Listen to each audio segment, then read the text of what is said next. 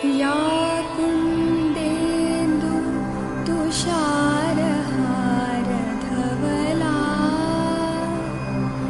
या शुभ्रवस्त्रावृता। Hello everybody, मु जितेंद्र समस्त को स्वागत करुच्ची मोर यूट्यूब चैनल ज्ञानम अनंतम को।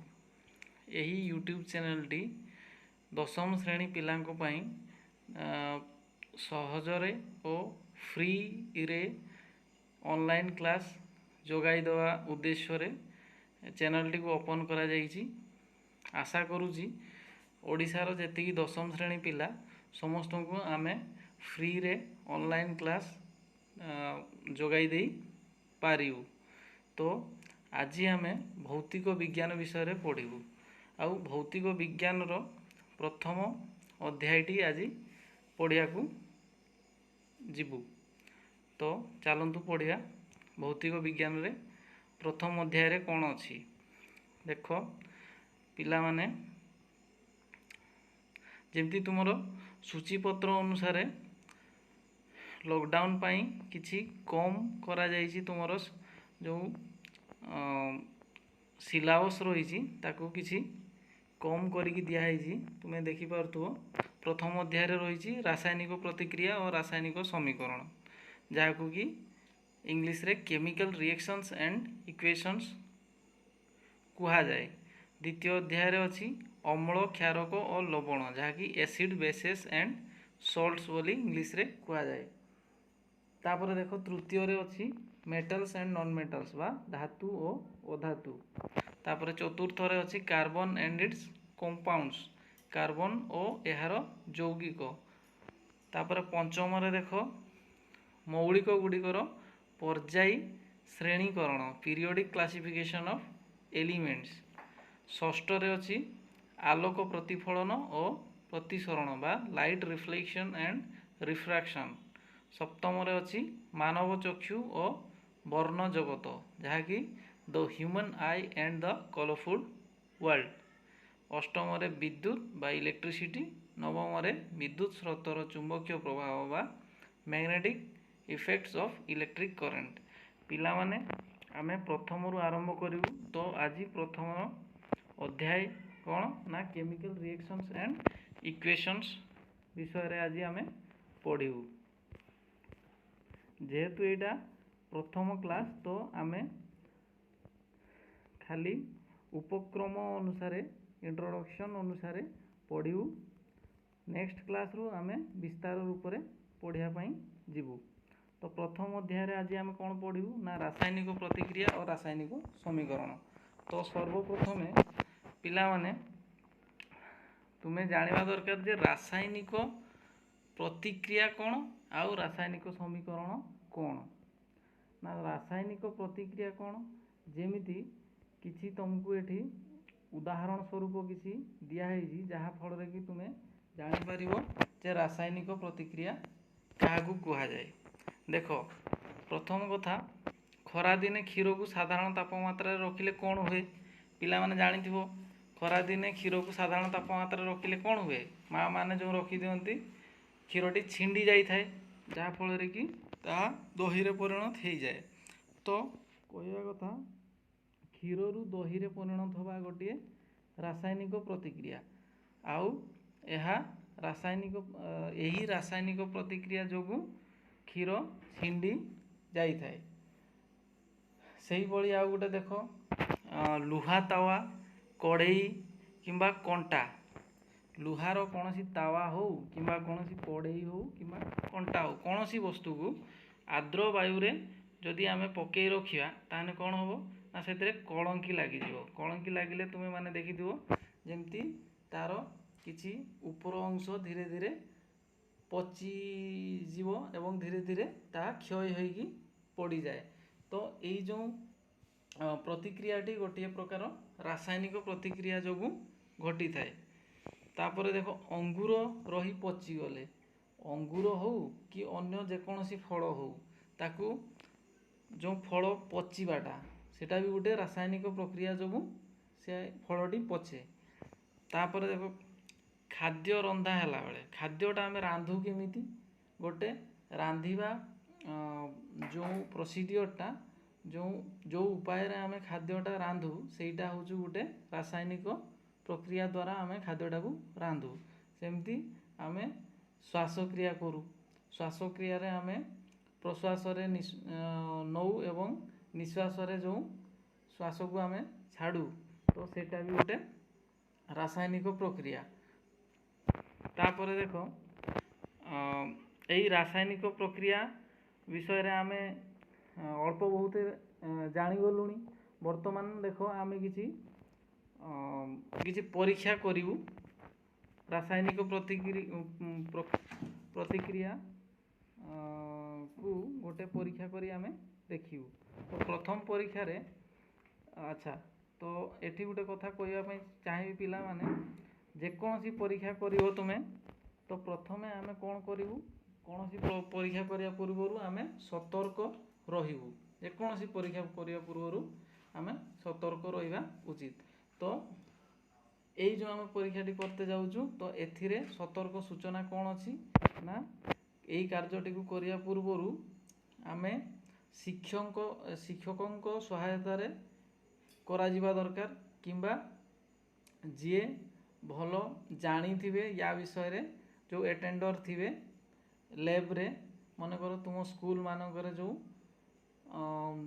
लैबोरेटरी थिबो सेथिरे जी एटेंडर थिबे तांको उपस्थिति रे ही आमे एई परीक्षाटी करिवु तो एबे तो मु एमती पढ़े दउची बाकी यदि स्कूल रे परीक्षाटी हुए ताहले तुमे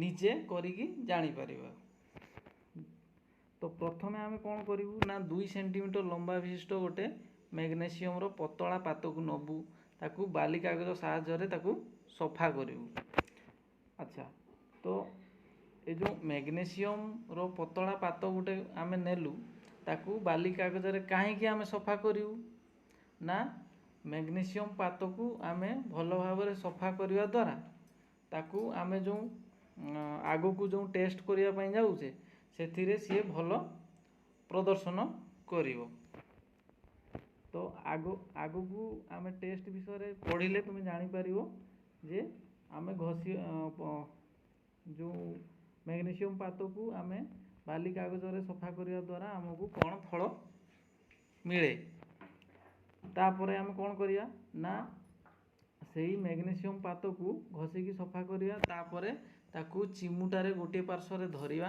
आउ अन्य पार्श्व को बर्नर रे देखिबा जेमती तुमे चित्र नंबर 1.1 रे देखि पारुछो एथिरे देखो जणे बर्नर बा जेकोसी गोटे मने कर तुमे जो लंठन देखिथिबो लंठन रे जदी बिना काच वाला जो लंठन थाए सेटा भी गोटे टाइप रो बर्नर किंबा गैस बर्नर हेइथिले भी सेति चलिबो तो गोटे बर्नर नबू तापर गोटे चिमुटारे आमे मैग्नेशियम रो पात को आमे धरिबू धरिकी आमे सेही बर्नर रे ताकू जळाइबू जळाइले कोन हबो ना सेतिरु गोटे प्रकार रो धळा रंगर एस बा तार जो पाउंसटी निर्गत हम तो से पाउंस को आम गोटे स्वच्छ पात्र ताकू कलेक्ट करूँ बा ताकू आम संग्रह करूँ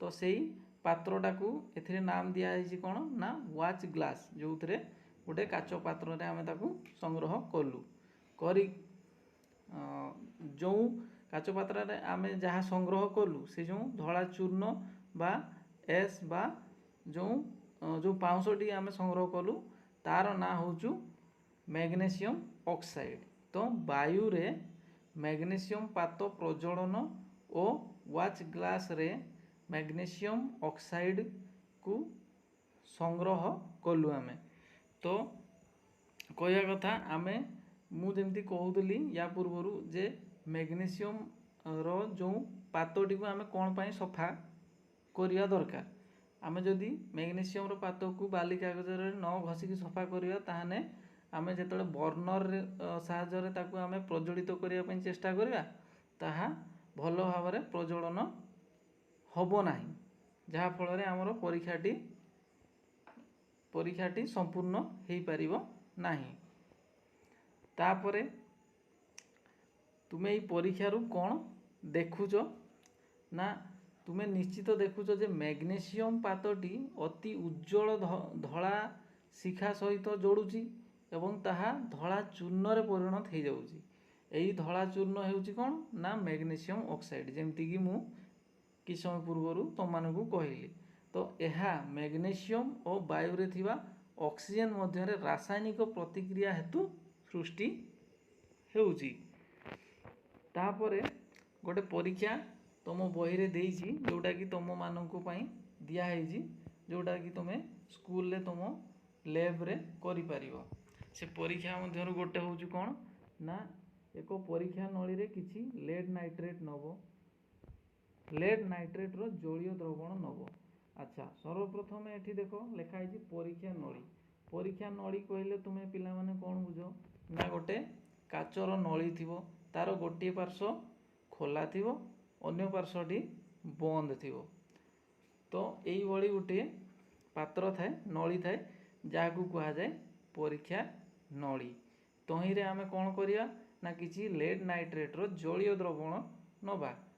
ତହିଁରେ ଆମେ ପଟାସିୟମ୍ ଆୟୋଡାଇଡ଼୍ର ଜଳୀୟ ଦ୍ରବଣକୁ ମିଶାଇବା, ମାନେ ସେଇ ପରୀକ୍ଷା ନଳୀରେ। ତାପରେ ତୁମେ କ'ଣ ଦେଖୁଛ, କ'ଣ ଦେଖିବ? ତ ଏଇ ପରୀକ୍ଷାଟି ତୁମେ ତୁମର ସ୍କୁଲରେ ଲ୍ୟାବ୍ ମାନଙ୍କରେ କରିପାରିବ। ଆଉ କେବେ ହେନେ ଏଇସବୁ ପରୀକ୍ଷାକୁ କେବେ ହେନେ ଘରେ କରିବା ସମ୍ଭବ ବି ନୁହଁ। ଆଉ ଯଦି ସମ୍ଭବ ବି ହେଲା, କେବେ ପିଲାମାନେ ତୁମେ କେବେ ଘରେ ଏଇସବୁ କରିବା ପାଇଁ ଚେଷ୍ଟା କରିବ ନାହିଁ। ତାପରେ ତୃତୀୟରେ ଗୋଟେ ପରୀକ୍ଷା ତୁମ ବହିରେ ଦେଇଛି, ତା ବିଷୟରେ ଆମେ ପଢ଼ିବା। ଦେଖ, ତ ତୃତୀୟ ପରୀକ୍ଷାଟି କ'ଣ ନା ଏକ କନିକାଲ ଫ୍ଲାସ୍କ କିମ୍ବା ଏକ ପରୀକ୍ଷା ନଳୀରେ କିଛି ଜିଙ୍କ ଦାନା ନେବା। ଦେଖ, ଆମେ ୟା ପୂର୍ବରୁ କ'ଣ ଜାଣିଥିଲୁ ନା ପରୀକ୍ଷା ନଳୀ, ସେଇଭଳି କନିକାଲ ଫ୍ଲାସ୍କ କ'ଣ ନା ଏହା ଏକ କାଚର ପାତ୍ର, ଯାହାକି ତାର ତଳ ପାର୍ଶ୍ୱ କିଛି ଚିତ୍ରରେ ଦେଖାଯାଇଥିବା ଭଳି ଦେଖାଯାଏ ବା ଥୋଡ଼ା ଟିକେ ଚଉଡ଼ା ରହିଥାଏ।